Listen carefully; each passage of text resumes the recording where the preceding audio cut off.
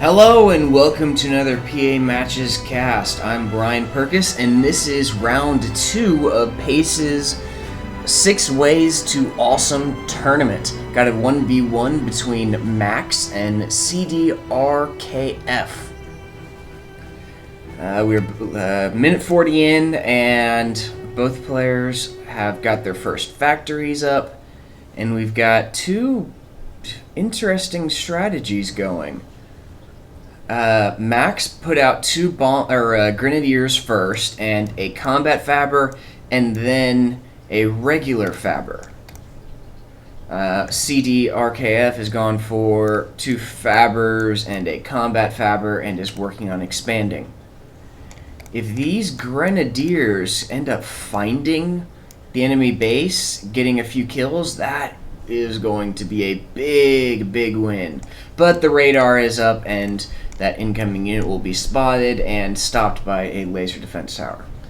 Max is now working on expanding. He's got a combat fabber and a regular fabber. There goes the radar, and he's also got some stingers for protection.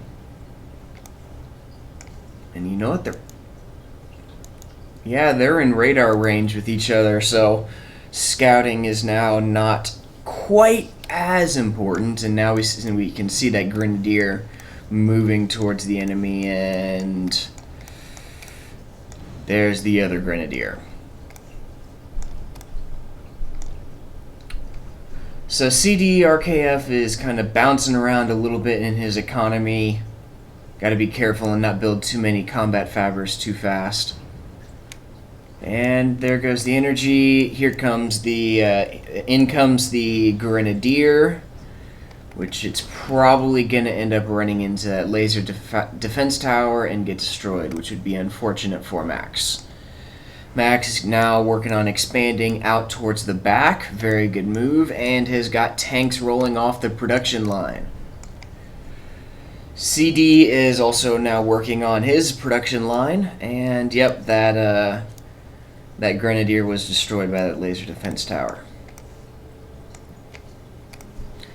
Dum. Units are now moving forward towards the enemy, but they got to be careful of that laser defense tower, which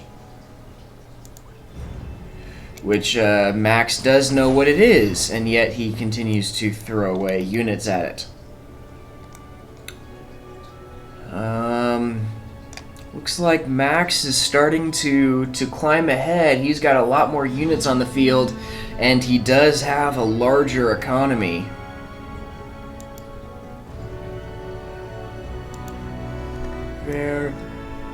Very interesting.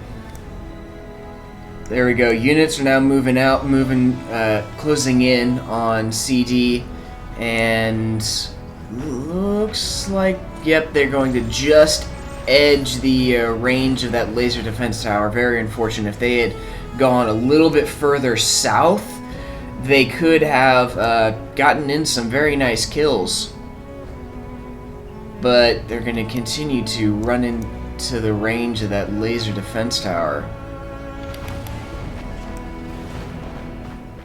And those scouts and bombers get shot down. There we go. Now they're putting in some work against that defensive line, while bombers put in some work as well. Nice micro, keeping away from the range of those infernos. Oh, and up goes another laser defense tower. Those combat fabbers just so stupid fast at building things, using the energy plants as a wall. Let's do one of these, and very nice use of the bombers, putting in some good work. Max does not have any spinners nor any air factories, so those bombers are doing very nice. Very nice work. And both players are fairly close economy-wise. And the line of units from Max is now getting destroyed by the blob of units from CD, and he needs to stop the attack and clump up his units, or else he's just gonna lose more than he destroys. And now's also a good time to do just this. Go out and start raiding some of the outlying expansions. Lots of factories now queued up from Max, and the bomber gets shot down. Units moving in all directions from both players. Nothing happening on the backside of the planet. And, ooh, this is very nice. Good win, destroying a Fabber and a combat Fabber, preventing the expansion, and now they're getting into this metal field, destroying some metal extractors. Very big wins here for Max. And some clashes down here. Both are mostly even. And wow, these ants are getting in a 1, 2, 3, 4, 5 metal extractor kills, as well as that combat Fabber and regular Fabber, preventing more metal extractors from being destroyed. Very nice. Fighting continues on in the no man's land. Looks like Max is starting to gain the upper hand. Let's look at the army count. Max is still a little ahead in the total number of units, but CD has a greater total metal value. And he does have those laser defense towers to help defend. Commander's now moving forward. I wonder if he's moving in to try and defend. And there's a group of units heading up towards the north to try and circle around. Those could put in a lot of really good work. But looks like Max now has his army moving to intercept, while this army is moving towards the south. Both players are having their armies get split up.